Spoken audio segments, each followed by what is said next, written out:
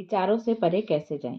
यदि आप किसी स्थिति में बदलाव नहीं कर सकते, तो उसके बारे में अपने दृष्टिकोण को बदलें। यहाँ आपकी व्यक्तिगत शक्ति पूरी तरह से कारगर है।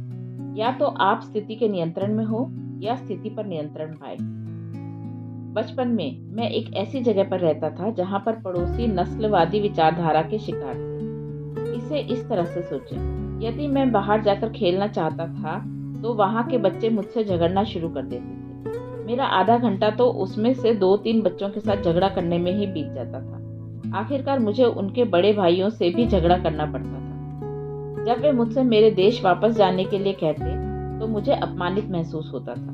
वह मेरा भी देश था और यह मेरा हक था कि मैं जब चाहे बाहर आकर खेल सकता था। मुझे याद है, उस समय मैं सोचता था कि किसी को भी मुझे इसीलिए नीचा दिखाने का अधिकार नहीं है क्योंकि मेरी त्वचा का रंग उनकी त्वचा के रंग से अलग है।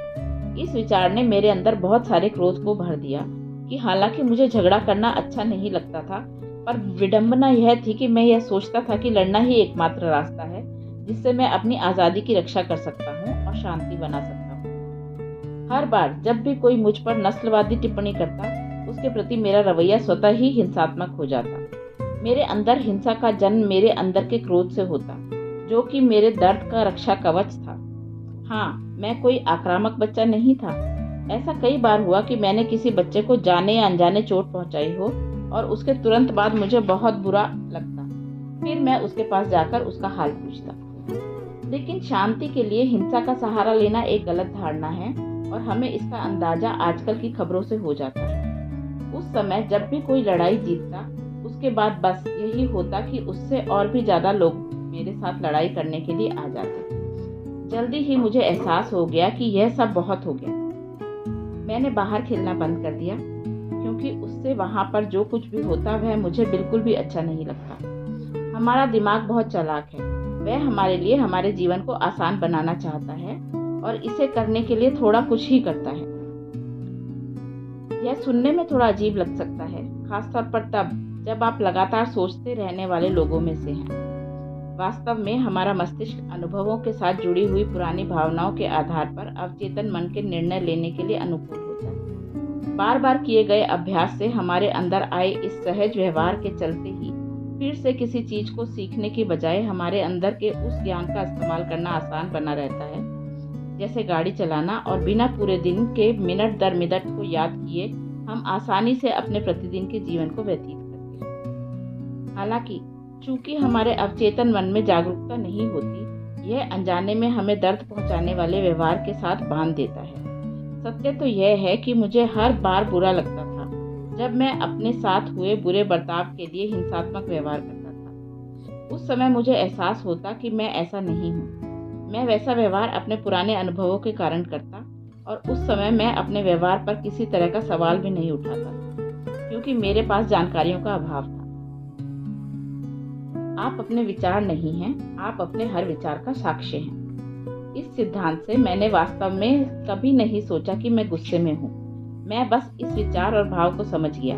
इस जागरूकता को अपने अंदर जागृत कर हम यह सीख सकते हैं कि हमें कैसे प्रतिक्रिया देनी है जिसके लिए हम बेहतर निर्णय कर सकें। हम किसी घटना को कैसे महसूस करते हैं, वह यह निर्धारित करता है कि हम उसे कैसे अनुभव करते हैं। हमारे साथ घटने वाली घटनाएं निष्पक्ष होती हैं, पर हम उन पर लेबल लगाते हैं। जब आपके साथ कोई बुरी घटना घटती है, तो कुछ देर के लिए शांत चित्त हो जाएं और फिर अपने विचारों का अवलोकन करें। इस तरह आप अपने अवचेतन मन को चेतन करते हैं, विचारों को जागरूकता के साथ बदलते हैं।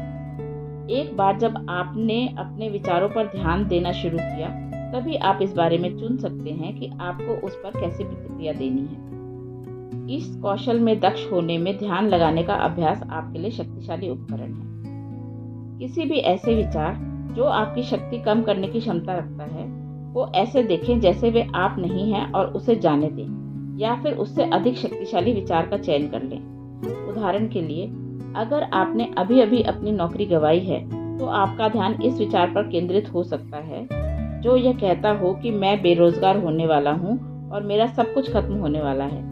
यह विचार आपको निराशा और अपनी नकारात्मक ऊर्जा को बढ़ाने का काम करेगा। या फिर आप उन अवसरों पर अपना ध्यान केंद्रित कर सकते हैं जिनसे आप ऐसी नौकरी खोज लें जो आपको पहले से भी अच्छा वेतन दे। आपके दिमाग में आने वाला यह दूसरा विचार आपको बेहतर महसूस करने में मदद करेगा और आपकी सकारात्मक ऊर्जा को भी बढ़ाएगा। जागरूक मन के साथ जीवन जीने, जो बुरा सीखा है उसे मन से हटाने और अपने मन को फिर से सकारात्मकता के साथ व्यवस्थित करने का अभ्यास इसी को कहते हैं, जिससे कि आपको जो आप वास्तव में हैं उसका बोध करने के लिए और अधिक स्वतंत्रता प्राप्त हो। यह कोई जल्दी से हो जाने वाली प्रक्रिया नहीं है, लेकिन पूरी लगन के साथ यह आपको नकारात्मक सोच के चक्र से निकलकर एक नई सकारात्मक सोच की ओर बढ़ने की अनुमति देगी।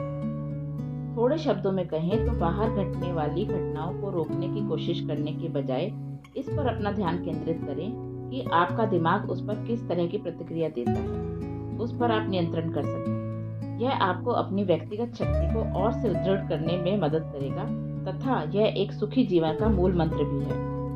आपका लक्ष्य नकारात्मक विचारों से दूर भागना नहीं है, यह आपको उनकी तरफ अपनी प्रतिक्रिया में बदलाव करना है।